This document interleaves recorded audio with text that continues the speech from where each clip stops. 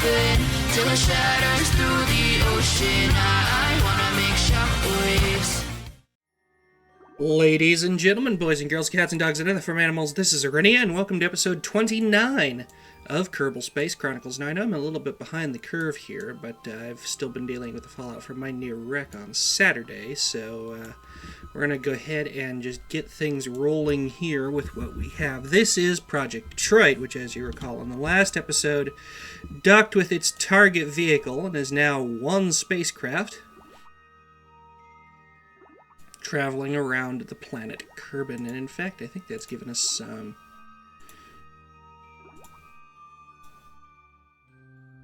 rendezvous, station construction, and docking. Okay, now we're in daylight.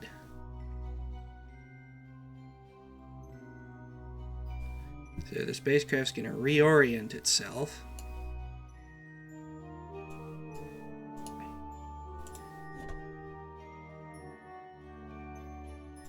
And then we are going to go ahead and get to work here. We're carrying two different experiments. And do I already have meteorological experiments from space near Kerbal? Yes, I do. So we're going to keep all of those. We're not going to do anymore. We're going to leave a set for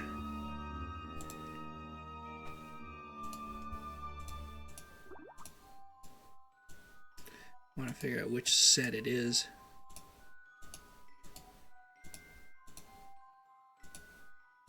Looks like it's that set down there. That'll be for high space. But for now, we are going to go ahead and have Bill step out of the spacecraft. And we're going to start doing some work.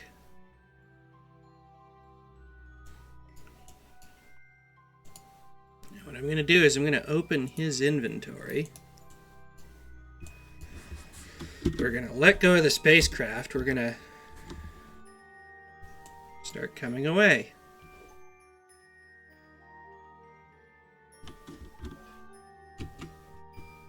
And just gentle movements around the vehicle. I'm beginning to realize I should not have put the solar panels that close to the container. Let's come to a rest.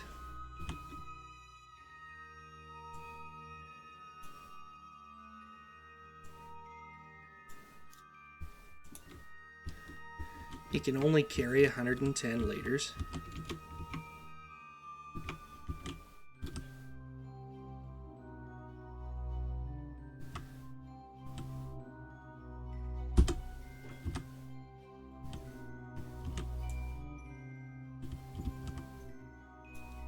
Oh no, don't bump the solar panel. Okay.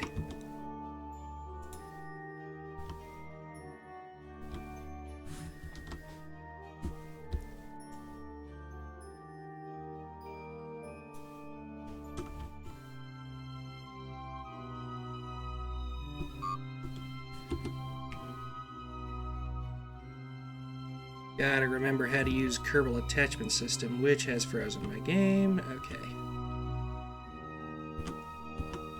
Press X.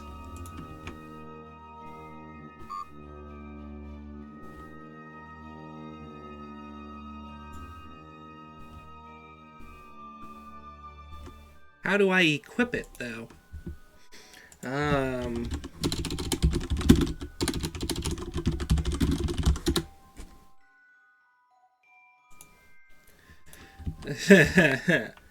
I'm suddenly getting lost.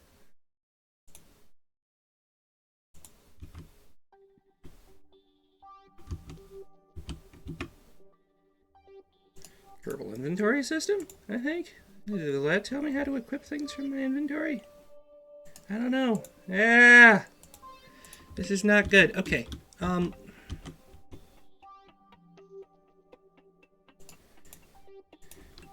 KIS user guide.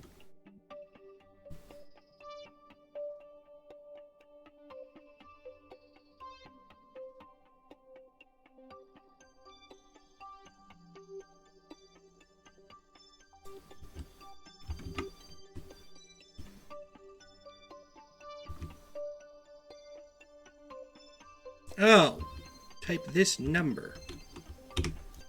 Okay, now it's equipped. So what we're going to do is, whoops, we're going to come back out along the spacecraft.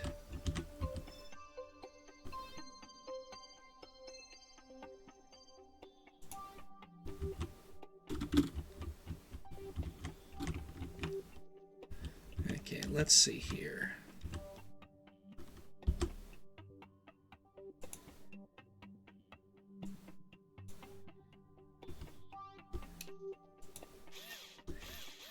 Hey, what do you know? I actually pulled it off. Okay.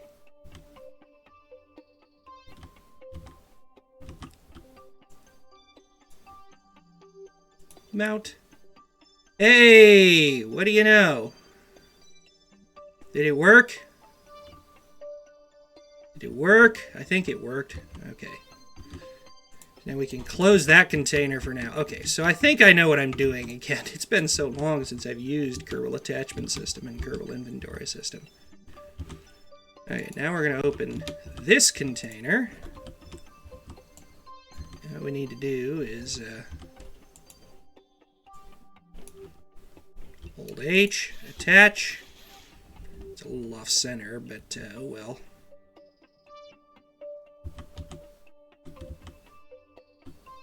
God, Bill, sit still, please. Here, bump the spacecraft a little, why don't you? Now we just do that. Mount. It's going to freeze for a moment. And now I can actually show you guys what we're doing here. Why I'm doing all this faffing around with EVAs and mounting things. Because these things, as well as some others that we'll deal with later in the game, are part of NEOS. That is Nehemiah Engineering Orbital Science. So we're going to go ahead and show that off today. In fact, I'm going to go ahead and grab board. Blurp, blurp, blurp. And now that I have these mounted, what I can do is I can start the experiments. And these are long-duration scientific experiments. They're not the same as the default game stuff. These are kind of like the environmental effects payloads from Mir or the space shuttle or stuff like that. And we also have this MSC3 experiment, which is based upon the Gemini experiments. I was trying to think of the right word here.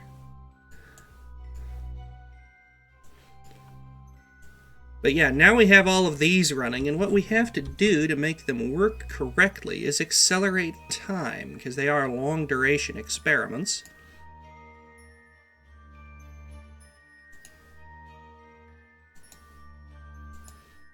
And then we complete the experiment in just a moment. There we go. Hey, it even gives us fancy alarms. Cool. Go ahead and end the MSC3, finalize it, and we get another 2 science. Container, collect all. Now we'll continue to accelerate time, because the big ones have to sit for about 3 or 4 hours.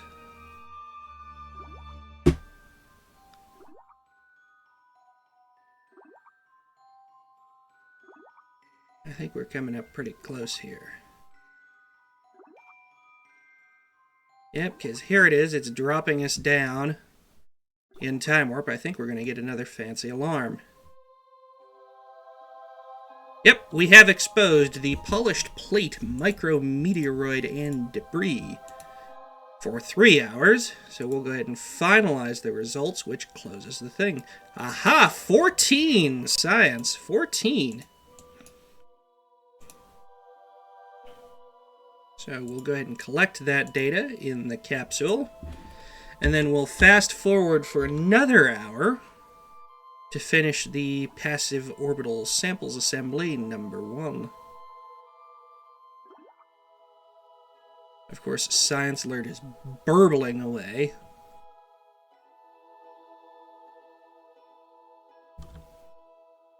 go. Now we can finalize the results. That gives us another 12 science. So we'll keep that data. In fact, we'll collect it in the container.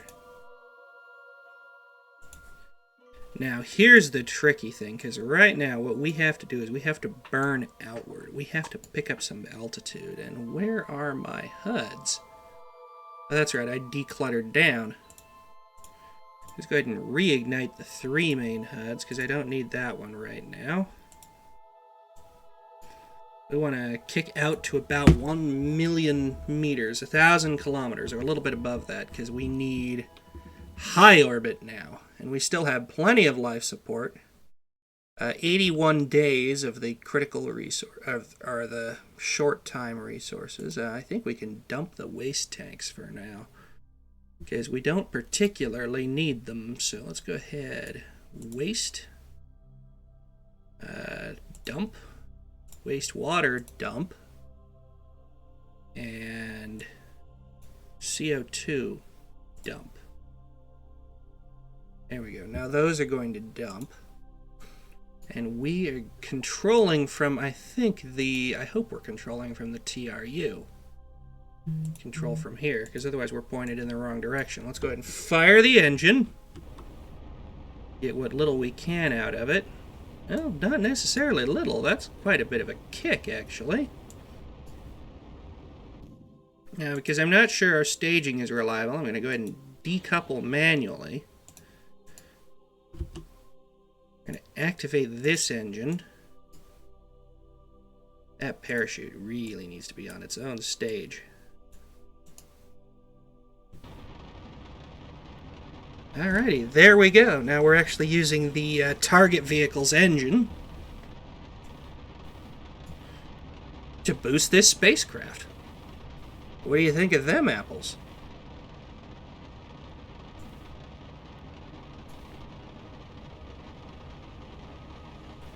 And just a little over 1,000, 1,006, just to give us enough margin. Now I'm going to go ahead and create a maneuver to circularize us at apoapsis. That's going to be 286 meters per second. We'll go ahead and use the Smart ASS to put us in orientation, and then I'll run the burn.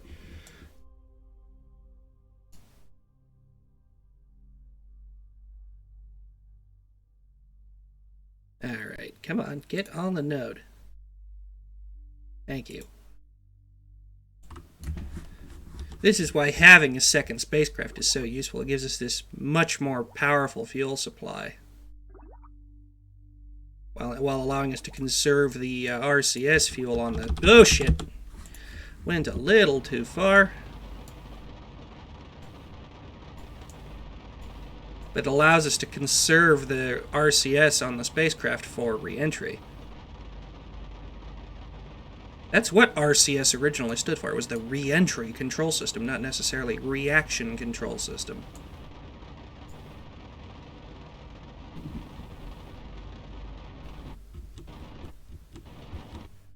I don't particularly care how circular our orbit is, just as long as periapsis. Burn prograde, please. Just as long as our periapsis is above 1,000 kilometers, because if we drop below 1,000 kilometers, it can mess with our experiments. So there we go, 1038 by 1002. That's not particularly circular, but like I said, I don't really care. I'm not going for precise orbit. I'm just trying to make sure I stay in high space, in deep space relative to Kerbal, although it's not really deep. Kerbal's still pretty damn big. Either way, we have more experiments we can do. We can deploy all. Experiment MSC3 is not finished. Run the experiment first. Yeah. Thank you, thank you. Observe the mystery goo. Observe the materials bay.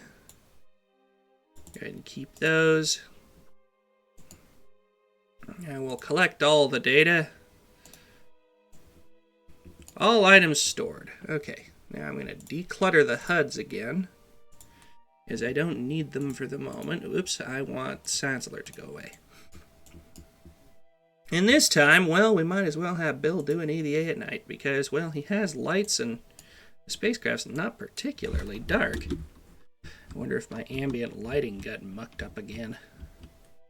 So what we're going to do this time is we're going to come out around the spacecraft. Oops.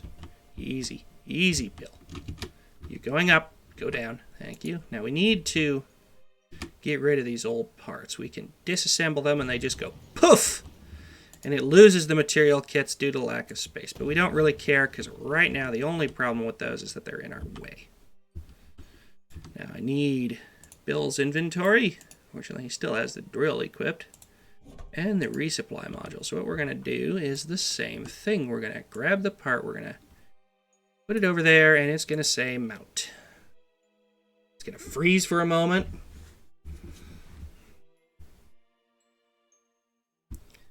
Alrighty. And then that's done. Now we come back below the spacecraft. We open the inventory.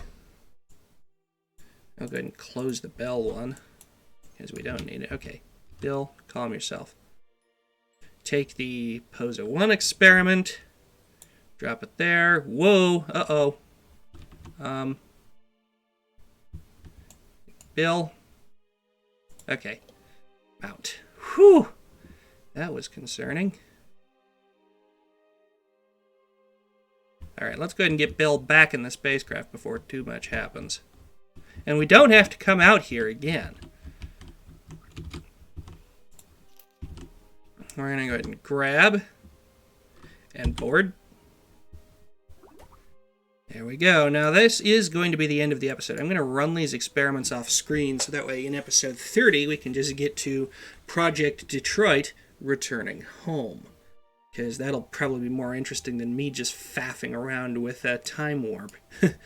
But for now, thanks so much for tuning in, and I look forward to seeing you in future episodes. But for now, thanks, and stay tuned. Hey everyone, Arinia here. Thanks so much for watching this latest video out of my channel, and thanks so much to these patrons who, among others, are helping make this content possible by donating at least $10 on my Patreon page. If you liked the video, give it a thumbs up. If you didn't, leave a comment. Tell us what we need to do better. If you liked it, still leave a comment. I'm always open to input. If you like the channel, subscribe, hit the notification bell, and join us on the Discord community, link in the description. If you want to support the channel, and I really hope you do, please, down in the description is a link to the Buy Me a Coffee page, which you can donate to for a one-time donation, or the Patreon page, which you can head on to donate monthly and get perks. In the meantime, this is Arinia saying once again, thanks for watching.